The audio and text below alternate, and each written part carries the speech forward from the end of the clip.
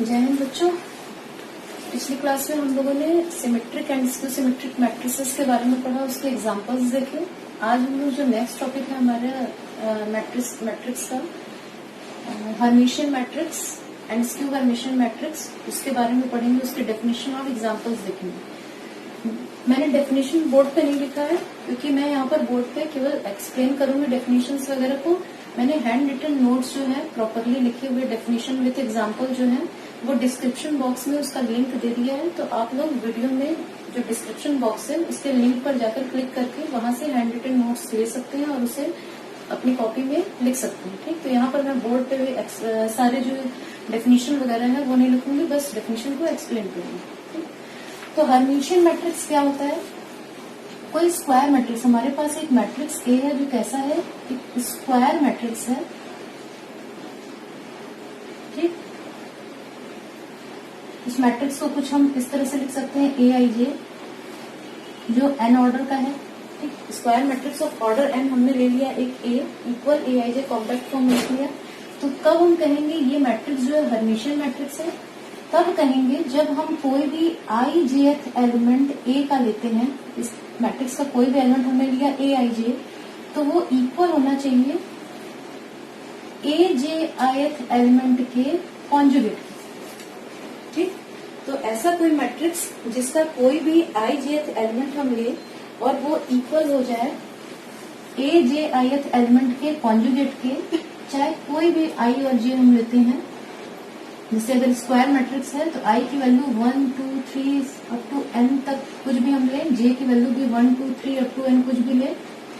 ठीक, तो सारे pair of values of I and J के लिए अगर आई जे एलिमेंट इक्वल हो जाता है कॉन्जुगेट ऑफ, कॉन्जुगेट का साइन है conjugate of J ith element of capital A, then we say that the matrix A is a Hermitian matrix. अब इसको अगर सिंपल समझना चाहे तो अगर हम लोगों ने कोई एलिमेंट A12 लिया है, ठीक, फर्स्ट रो और सेकंड कॉलम का एलिमेंट है, ये होता है हमारा इस जगह पे A12 A13, मान लीजिए क्यूब मैट्रिक्स है 3 ऑर्डर का स्क्वायर मैट्रिक्स। ठीक, तो A12 एलिमेंट अगर हम लेंगे तो वो क्या हो जाना चाहिए, दोनों का पोजीशन चेंज किया हमने, A12 था तो A21 हो गया।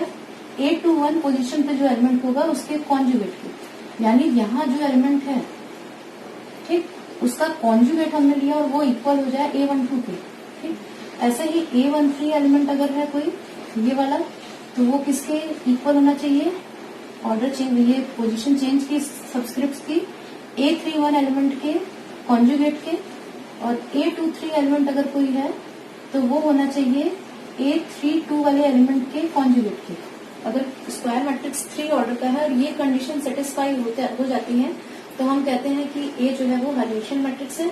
इन तीनों के अलावा थर्ड ऑर्डर की स्क्वायर मैट्रिक्स में हमें और कोई कंडीशन नहीं चेक करनी, कोई एलिमेंट ऐसा अलग से नहीं मिलेगा। ठीक, तो ये A22 A23 A31 A32 A33, तो ये वाला एलिमेंट हमारा इक्वल होना चाहिए कॉन्जुगेट ऑफ दिस एलिमेंट के इक्वल होना चाहिए, ये वाला एलिमेंट हमारा कॉन्जुगेट ऑफ दिस एलिमेंट के इक्वल होना चाहिए, और ये वाला element conjugate of this element के इक्वल होना चाहिए। अगर ये कंडीशन सेटिस्फाई है तो हम कहते हैं ए जो है वो क्या है, हर्मिशियन मैट्रिक्स। ठीक, तो अगर हमारा मैट्रिक्स छोटे ऑर्डर का है, 3 ऑर्डर 4 ऑर्डर, तो ये तो हमारे 3 कंडीशन 5 कंडीशन 4 कंडीशन ऐसे आएंगे एलिमेंट के हिसाब से, तो हम चेक कर सकते हैं। लेकिन अगर हमारा कोई मैट्रिक्स हायर ऑर्डर का है, 8th ऑर्डर 10th ऑर्डर ये सब ऑर्डर का है, तो एलिमेंट वाइज इस प्रॉपर्टी को चेक करना थोड़ा सा प्रॉब्लम क्रिएट करता है। तो उस केस में हम एक थ्योरम यूज करते हैं और उसके हिसाब से जो फॉर्मूला है हमारा वो हमें हेल्प करता है चेक करने में कि दिया हुआ मैट्रिक्स हमारा हर्मिशियन है या नहीं। कभी कभी शॉर्ट क्वेश्चन में एग्जाम में पूछ लिया जाता है कि prove that, check whether this matrix is Hermitian और नॉट। तो उस केस में हम एलिमेंट वाइज नहीं चेक करेंगे, हम सिंपली वो फॉर्मूला अप्लाई करेंगे। तो थ्योरम है in necessary and sufficient condition, short में मैंने लिखा है, आप इसको मत यूज करिएगा।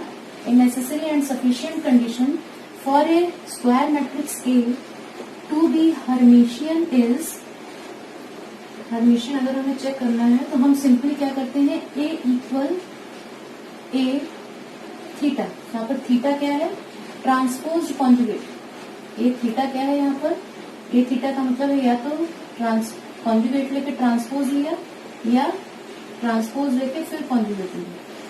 तो मैट्रिक्स ए अगर हमको क्वेश्चन में दिया है और हमें चेक करना है हर्मिशियन है या नहीं, तो हम सिंपली उस मैट्रिक्स का ट्रांसपोज कॉन्जुगेट निकालेंगे। ट्रांसपोज कॉन्जुगेट निकालेंगे यानी या तो पहले ट्रांसपोज उसका लेंगे और फिर कॉन्जुगेट, या पहले कॉन्जुगेट लेंगे और फिर ट्रांसपोज। तो वो मैट्रिक्स जो भी मिलेगा अगर वो ए के बराबर है तो हमारा दिया हुआ मैट्रिक्स जो है वो हर्मिशियन मैट्रिक्स है। एक एग्जाम्पल लेकर हम लोग क्या करेंगे, इस तरह से भी उसको प्रूफ करके दिखाएंगे और इस फॉर्मूला के हेल्प से भी प्रूफ करके दिखाएंगे। लेकिन एग्जाम के पर्पज से जब आप करेंगे तो आप फॉर्मूला की हेल्प से ही एग्जाम में प्रूफ करके दिखाएंगे, क्योंकि वो इजी पड़ता है। एलिमेंट वाइज थोड़ा सा टाइम ज्यादा लगेगा आपको करने में, तो आप ये फॉर्मूला की हेल्प से ही प्रूफ करके दिखाएंगे। एग्जाम्पल्स हमारे कुछ इस तरह से हैं। एग्जाम्पल तो पहला एग्जाम्पल है हमारा A equal A B plus I C B minus I C D, ये सेकेंड ऑर्डर का स्क्वायर मैट्रिक्स है। दूसरा B equal 1 2 plus 3i 3 minus 4i 2 minus 3i 0 4 plus 5i 3 plus 4i 4 minus 5i 2 are Hermitian matrices. Are Hermitian matrices. तो ये second वाला part जो है वो मैं अभी इसको लेकर एलिमेंट वाइज भी चेक करके दिखाऊंगी हर्मिशियन है, और with the formula, with the help of formula भी दिखाऊंगी कि ये हर्मिशियन है। और फर्स्ट पार्ट आप फिर अपने से खुद से ट्राई करेंगे। अगर आता है तो अच्छी बात है, अगर कहीं कुछ डाउट हो, प्रॉब्लम हो, तो आप खुद से करने के बाद भी नहीं होता है तो जाके जो हैंड रिटन नोट्स मैंने डिस्क्रिप्शन बॉक्स में उसका लिंक दिया है वीडियो के, तो वहां से आप देख सकते हैं जाके। तो एग्जाम्पल सॉल्व करके देखते हैं। सेकंड वाला जो क्वेश्चन पार्ट है वो मैं करके दिखाऊंगी मैट्रिक्स डी के लिए। तो पहले हम लोग एलिमेंट वाइज चेक करते हैं। तो मैंने बताया था 3 ऑर्डर के मैट्रिक्स के लिए A12 इक्वल A21 बार होना चाहिए। हर्मिशियन होने के लिए A13 इक्वल A31 बार, A23 इक्वल A32 बार। अगर ये तीनों कंडीशन हो जाएगी तो हम लोग कहेंगे कि मैट्रिक्स डी हर्मिशियन है। तो चेक करते हैं। A12 first row second column का एलिमेंट ये 2 माइनस 3 है। A21 second row first column, second row first column, तो 2 प्लस 3 है। कॉन्जुगेट लेंगे तो कॉन्जुगेट का मतलब मैंने बताया था कि आई वाला टर्म जो है उसके साइन को चेंज कर देते हैं। तो यहाँ पर आई वाला टर्म में पॉजिटिव साइन है, तो ये हमारा हो जाएगा 2 माइनस 3। तो ये दोनों रिजल्ट जब एक साथ हम लिखते हैं तो A12 इक्वल A21 बार, ये हमारा हो गया। तो ये पार्ट हमारा प्रूव हो गया। सेकंड आते हैं इस पे, तो A13 यानी first row third column, first row third column 3 plus 4i। अब A31 यानी थर्ड रो फर्स्ट कॉलम, तो 3 प्लस 4i।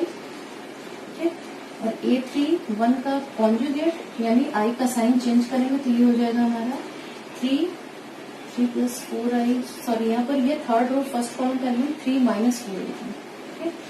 इसका जब हम कॉन्जुगेट लेंगे तो यहाँ माइनस साइन है तो ये प्लस साइन हो जाएगा। तो ये दोनों रिजल्ट मिलके हमको देंगे A13 इक्वल A31 बार, ये भी प्रूव हो गया।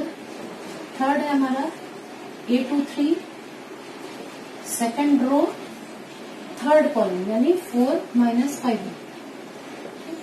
A32 यानी थर्ड रो सेकंड कॉलम, तो 4 प्लस 5। ठीक, A32 का जब हम कॉन्जुगेट करेंगे तो आई का जो भी साइन है वो बदल जाएगा। ठीक, तो ये और ये दोनों हमको क्या बताते हैं, A23 इक्वल A32 कॉन्जुगेट, यानी ये भी हो गया। तो हमारा बी जो है वो क्या हो गया, बी इज हर्मिशियन मैट्रिक्स। ठीक है, तो ये तो था एलिमेंट वाइज जो कंडीशन दी हुई थी उसको चेक करने का तरीका। ठीक, अब हम नेक्स्ट जो है फॉर्मूला से चेक करेंगे। तो फॉर्मूला क्या था, फॉर्मूला के हिसाब से हमारा जो सेकंड मेथड करेंगे, सेकंड मेथड हमें निकालना है बी थीटा यानी बी ट्रांसपोज कॉन्जुगेट या बी कॉन्जुगेट ट्रांसपोज, दोनों में से कोई भी एक चीज हम निकाल सकते हैं। या तो बी का ट्रांसपोज लेके कॉन्जुगेट करें या कॉन्जुगेट लेके ट्रांसपोज, तो हम लोग यही ले लेते हैं। बी ट्रांसपोज हमारा है, बी ट्रांसपोज का कॉन्जुगेट मतलब बी का ट्रांसपोज जब हम करेंगे तो मिलेगा 1, ट्रांसपोज का मतलब रो और कॉलम चेंज कर देंगे आपस में, 2 माइनस 3i, 3 प्लस 4i, पहला रो पूरा कॉलम में चेंज किया, ये दूसरा रो कॉलम में चेंज हुआ और ये लास्ट रो हमारा कॉलम में चेंज हुआ, 4i, 4 प्लस 5i और 2। ठीक, ट्रांसपोज और उसके बाद हमें इसका कॉन्जुगेट भी लेना है। ठीक है, तो कॉन्जुगेट जब हम लेंगे तो क्या मिलेगा हमें, कॉन्जुगेट का मतलब आई वाला जो पार्ट है थर्ड टर्म में उसका साइन चेंज करेगा। ठीक, तो यहां से हमें नेक्स्ट मिलेगा जब हम ये कॉन्जुगेट ले रहे हैं मैट्रिक्स का, तो कॉन्जुगेट लेंगे हमें मैट्रिक्स का क्या मिलेगा, इस नोटेशन को फिर हम लिख सकते हैं बी थीटा। ठीक, तो 1 का 1 ही रह गया, यहाँ पर प्लस साइन था तो ये हो गया 2 माइनस 3i, यहाँ पे माइनस साइन था तो ये हो गया 3 प्लस 4i, यहाँ पर माइनस है तो ये प्लस हो जाएगा। ठीक, ये 0, ये माइनस हो जाएगा, साइन चेंज होकर ये भी माइनस हो जाएगा, ये हमारा प्लस हो जाएगा और ये हो गया हमारा 2 का 2 ही रह गया। अब आप ये और ये मैट्रिसेस देखिए, दोनों मैट्रिसेस हमारे जो है वो सेम है, यानी बी इक्वल बी थीटा, और ये फिर इम्प्लाई करता है कि बी क्या है, B is a Hermitian matrix, B is a Hermitian matrix. ठीक है, तो मैंने सेकंड पार्ट किया। फर्स्ट पार्ट आप लोग खुद से एलिमेंट वाइज भी और फॉर्मूला की हेल्प से भी चेक करके देखेंगे, हर्मिशियन प्रूफ करेंगे। ठीक है, इस हर्मिशियन मैट्रिक्स के बाद हमारा जो नेक्स्ट टॉपिक है वो है स्क्यू हर्मिशियन मैट्रिक्स। तो कब किसी स्क्वायर मैट्रिक्स ए को हम कहेंगे कि स्क्यू हर्मिशियन है, अगर कोई स्क्वायर मैट्रिक्स है हमारे पास कैपिटल ए, तो ये स्क्यू हर्मिशियन तब होगा जब इसका कोई भी ijth एलिमेंट हम लेते हैं और वो इक्वल हो जाता है negative of conjugate of jth element for every i and j।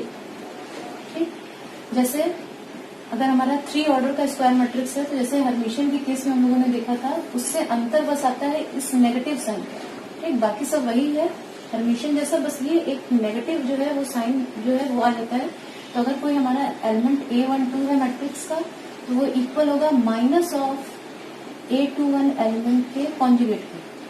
अगर A13 है तो वो इक्वल हो जाएगा minus of conjugate of element A31, और A23 है तो minus of conjugate of element A23। 3 order का स्क्वायर मैट्रिक्स है तो ये इतने ही कॉम्बिनेशन हमारे बनेंगे एलिमेंट वाइज। ठीक, अगर ये कंडीशन सेटिस्फाई है हर कॉम्बिनेशन के लिए आई और जे के जो भी पॉसिबल है, तो उस केस में हम कहते हैं कि ये स्क्वायर मैट्रिक्स ए जो है वो क्या है, स्क्यू हर्मिशियन है। तो ये था एलिमेंट वाइज कंडीशन चेक करने का।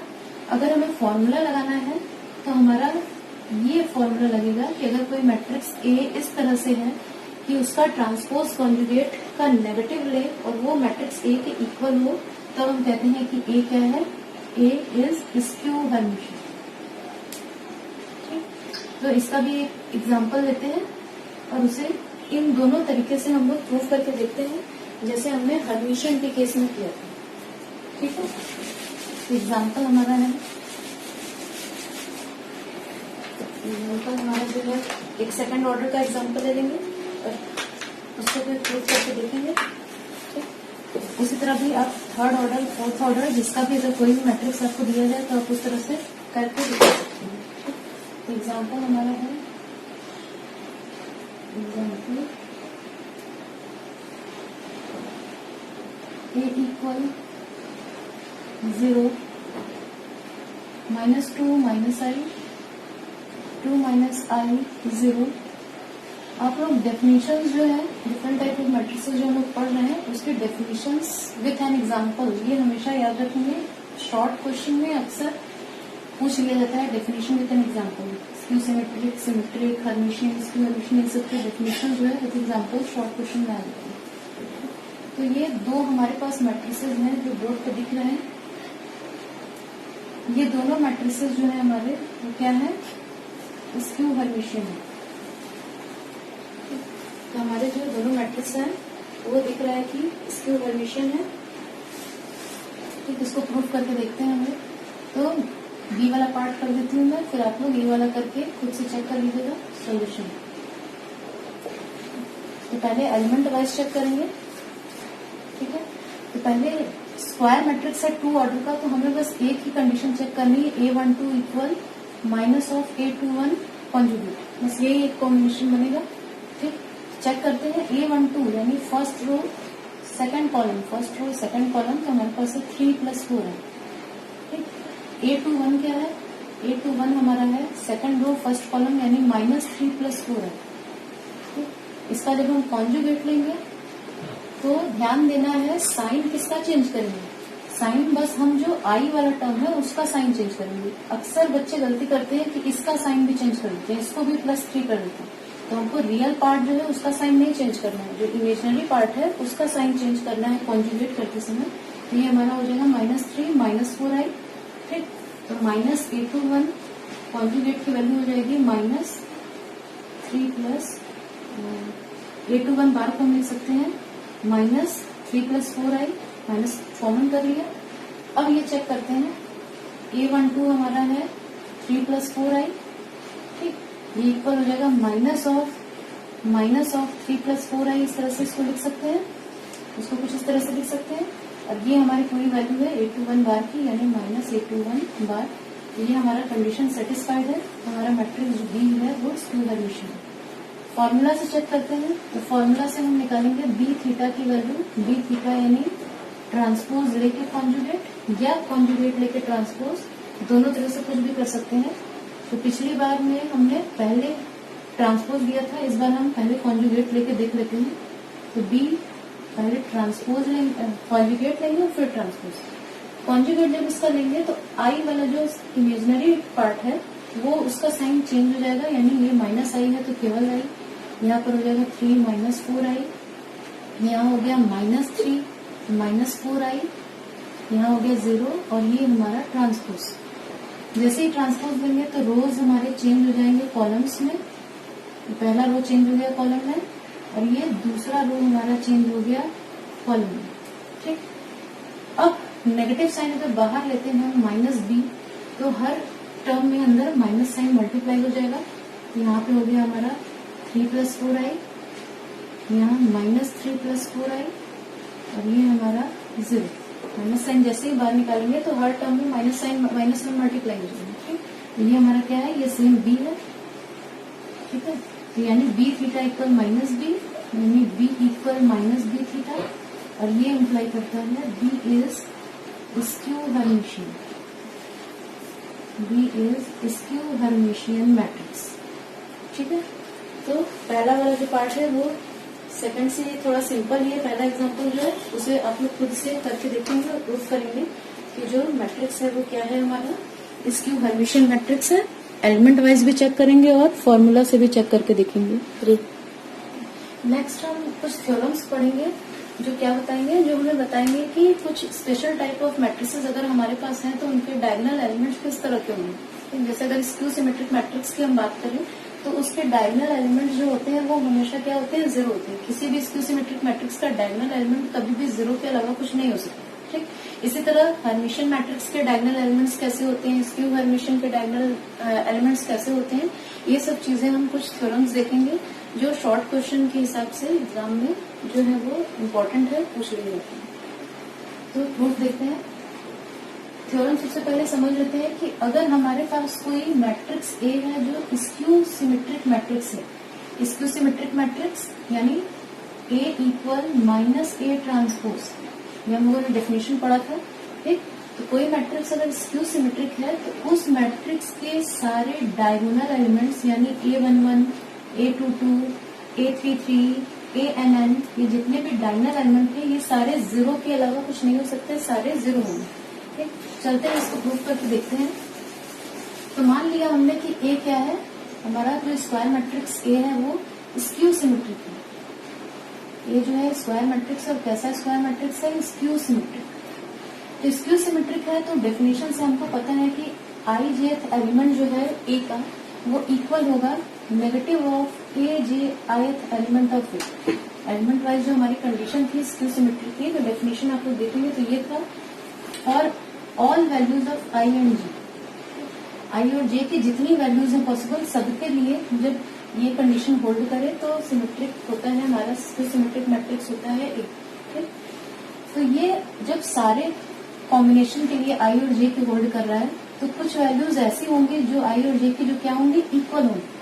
ठीक, तो उस केस में भी ये होल्ड करेगा, यानी A I I equal minus A I I for every I equal जे।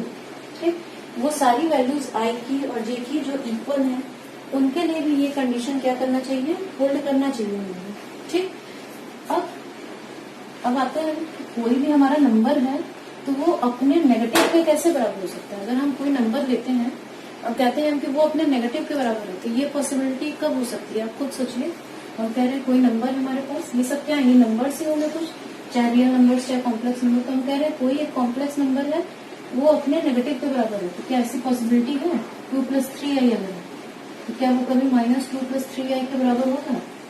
या अगर ये कोई रियल नंबर, ये मान ले 5 है तो क्या 5 कभी -5 के बराबर होगा, ऐसी पॉसिबिलिटी तो है नहीं। बस एक केस में ऐसी पॉसिबिलिटी है, अगर ये हमारा नंबर क्या हो जाए, ये नंबर 0 हो जाए, क्योंकि 0 लिखे चाहे हम -0 लिखे दोनों सेम बात। ठीक, तो केवल एक नंबर 0 ऐसा है जो इस कंडीशन को सेटिस्फाई करेगा। अगर ए आई आई की वैल्यू हम 0 रखते हैं तब यहाँ 0 इक्वल -0।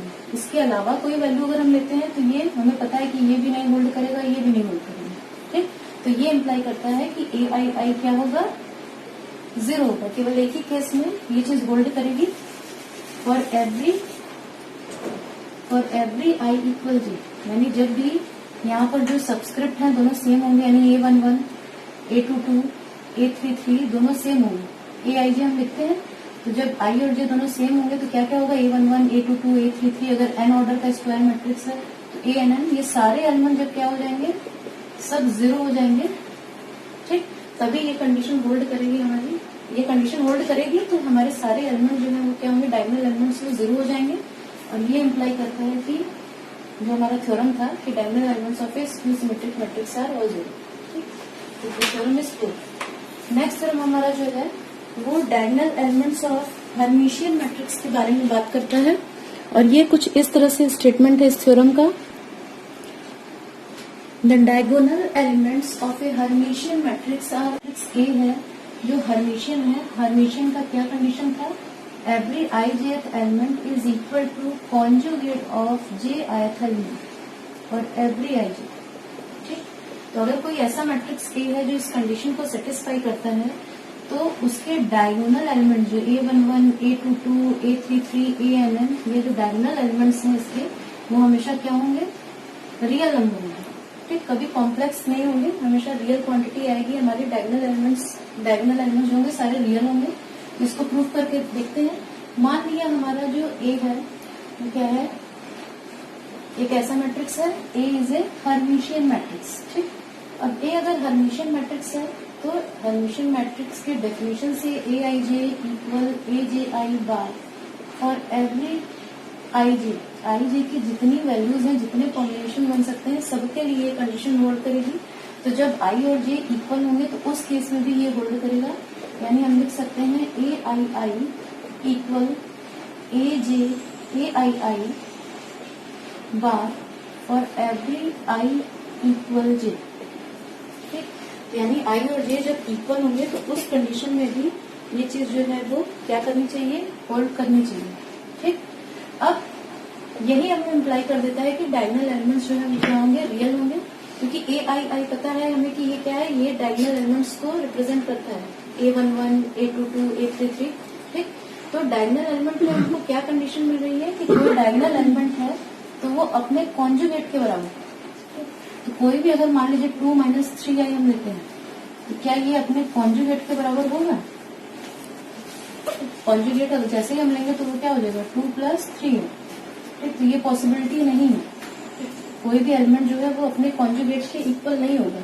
बस एक केस में हो सकता है, अगर उस टर्म में, क्योंकि कॉन्जुगेट जैसे ही हम लेंगे, कोई हमारे पास एलिमेंट है और उसमें जैसे ही हम कॉन्जुगेट लेंगे तो क्या करेंगे, आई का साइन चेंज हो जाएगा, आई का साइन चेंज हो जाएगा तो दोनों एलिमेंट्स कभी भी सेम नहीं होंगे।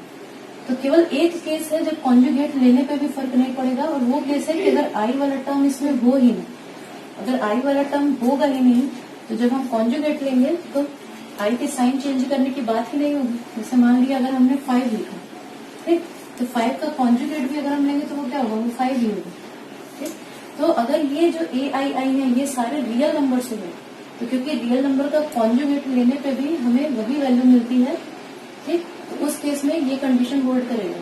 और अगर रियल नहीं है, कॉम्प्लेक्स है, तो उस कंडीशन में ये इक्वलिटी होल्ड नहीं करेगी, क्योंकि कभी भी कोई कॉम्प्लेक्स नंबर अपने कॉन्जुगेट के इक्वल नहीं होता है। यानी ये इम्प्लाई करता है a I i is real for every n, हर आई के लिए, यानी आई की वैल्यू 1 है तो A11 भी रियल हो गया, आई की वैल्यू 2 लेंगे तो A22 भी रियल हो जाएगा, आई की वैल्यू n लेंगे तो AN भी रियल हो जाएगा, यानी सारे डायगोनल एलिमेंट्स हमारे जो है वो रियल, ठीक। अब नेक्स्ट जो हमारा थ्योरम है वो स्क्यू हर्मिशियन मैट्रिक्स के डायगोनल एलिमेंट्स की बात करता है कि वो किस तरह से होंगे।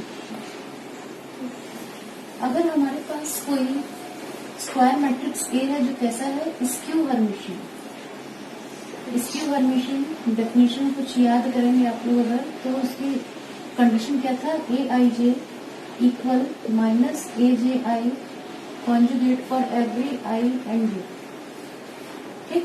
तो अगर कोई ऐसा मैट्रिक्स है हमारे पास जो इस कंडीशन को सेटिस्फाई करता है, तो उसके सारे diagonal elements A11, A22, ANN ये कैसे होंगे, इसके सारे डायगोनल एलिमेंट्स या तो प्योर इमेजिनरी होंगे या जीरो होंगे, ठीक। दो ही कंडीशन हो सकती है स्क्यू हर्मिशियन मैट्रिक्स के डायगोनल एलिमेंट्स के लिए, ये डायगोनल एलिमेंट जो ए आई आई है ये या तो जीरो होंगे या प्योर इमेजिनरी। अब प्योर इमेजिनरी क्या होता है, जब भी हम कोई कॉम्प्लेक्स नंबर लिखते हैं तो उसके दो पार्ट होते हैं, रियल पार्ट और इमेजिनरी पार्ट, ठीक। ये रियल पार्ट हो गया और ये इमेजिनरी पार्ट, ठीक। तो प्योर इमेजिनरी का मतलब ऐसा कॉम्प्लेक्स नंबर जिसका रियल पार्ट जीरो हो, ठीक, रियल पार्ट जीरो हो, यानी केवल आई जो इमेजिनरी पार्ट है वो हो, ठीक। तो इसे बोलते हैं प्योर इमेजिनरी पार्ट, ठीक। तो कोई भी हमारा स्क्यू हर्मिशियन मैट्रिक्स है तो उसके डायगोनल एलिमेंट्स क्या होंगे, या तो जीरो होंगे या तो जीरो होगा, डायगोनल एलिमेंट्स सारे जीरो नहीं, या तो जीरो होंगे या तो प्योर इमेजिनरी होंगे, ठीक। इन्हीं दोनों में से कोई हो सकते हैं डायगोनल एलिमेंट्स की वैल्यूज, और इसके अलावा कोई वैल्यू नहीं हो सकती। तो इसको प्रूव करके देखते हैं हम लोग, ठीक। तो मान लिया ए स्क्यू हर्मिशियन मैट्रिक्स है, तो स्क्यू हर्मिशियन मैट्रिक्स की डेफिनेशन से हमारे पास ये हो गया ए आई जे equal minus a J I बार, ठीक। अब ये सब वैल्यूज के लिए होल्ड कर रहा है, तो जब आई और जे की वैल्यूज सेम होगी तब भी होल्ड करेगा, फॉर एवरी आई, ठीक, इक्वल जे, जब आई और जे सेम होंगे सारे आई तो उनके लिए भी होल्ड करेगा। इस चीज को हम लिख सकते हैं ए आई आई इक्वल, अब ये देखिए यहाँ कोई भी नंबर अपने कॉन्जुगेट के नेगेटिव के बराबर कैसे होगा, कोई भी नंबर अपने कॉन्जुगेट के नेगेटिव के बराबर कब होगा। इसको चलिए इस तरह से कुछ ले लेते हैं, इक्वल 0 फॉर एवरी, ठीक। तो हम कह रहे हैं कोई भी नंबर अपने कॉन्जुगेट के नेगेटिव के बराबर है। ये पॉसिबिलिटी तभी है कि जब क्या हो, नंबर जीरो हो, या तो क्योंकि 0 इक्वल माइनस 0 बार लिख सकते हैं, या तो जो नंबर है हमारा वो प्योर इमेजिनरी हो, आई वाई टाइप का हो, क्योंकि अगर आई वाई है तो इसका जब हम नेगेटिव करेंगे तो माइनस और आई वाई बार, ठीक। आई वाई को हम कुछ इस तरह से लिख सकते हैं कि नहीं, अगर हमारे पास कोई नंबर आई वाई है तो हम उसको इस तरह से भी लिख सकते हैं, क्योंकि आई वाई बार का मतलब हमारा होता है माइनस आई वाई, ठीक। तो दो ही पॉसिबिलिटीज हैं कि कोई जो हमारा नंबर है वो अपने कॉन्जुगेट के नेगेटिव के बराबर हो, या तो जीरो हो जाए वो नंबर, क्योंकि यहाँ पर अगर हम जीरो रखते हैं तो जीरो इक्वल माइनस साइन और जीरो का बार, तो ये कंडीशन होल्ड करेगा, 0 इक्वल 0 होता है अंत में, ठीक। या तो ए आई आई कैसा हो, कुछ इस फॉर्म का हो, प्योर इमेजिनरी हो, इसके संग कोई रियल पार्ट ऐड ना हो, प्योर इमेजिनरी हो, ठीक। क्योंकि इस केस में देखते हैं हम आई वाई को हम क्या लिख सकते हैं, माइनस आई वाई बार, ठीक, आई वाई इक्वल माइनस आई वाई बार लिख सकते हैं। तो यानी हमारा जो कंडीशन है वो सेटिस्फाइड है, इसमें ये बहुत लिखने की जरूरत नहीं है, जब नहीं भी लिखते हैं तो काम चल जाएगा। तो ये इम्प्लाई करता है कि डायगोनल एलिमेंट्स आर जीरो और प्योर इमेजिनरी। यहीं से आपका प्रूव हो गया, ठीक। तो ये अभी हम लोगों ने पढ़ा about the diagonal elements, about the nature of diagonal elements of matrices such as skew symmetric matrix, skew Hermitian matrix and Hermitian matrix, तो उनके diagonal elements कैसे होते हैं। इसके बाद कुछ और नेक्स्ट जो है हम लोगों का related to symmetric, skew symmetric matrix and Hermitian and skew Hermitian matrix, वो हम लोग नेक्स्ट लेक्चर में पढ़ेंगे। अभी तक के लेक्चर में अगर किसी पॉइंट पे कोई प्रॉब्लम हुई हो तो आप लोग कमेंट सेक्शन में लिख सकते हैं, मैं उन डाउट्स को भी क्लियर कर दूंगी नेक्स्ट सेशन में। और आपको जो नोट्स हैं, हैंड रिटन नोट्स, वो आप जाके डिस्क्रिप्शन में, वीडियो के डिस्क्रिप्शन में लिंक से आप नोट्स भी ले सकते हैं। Thank you.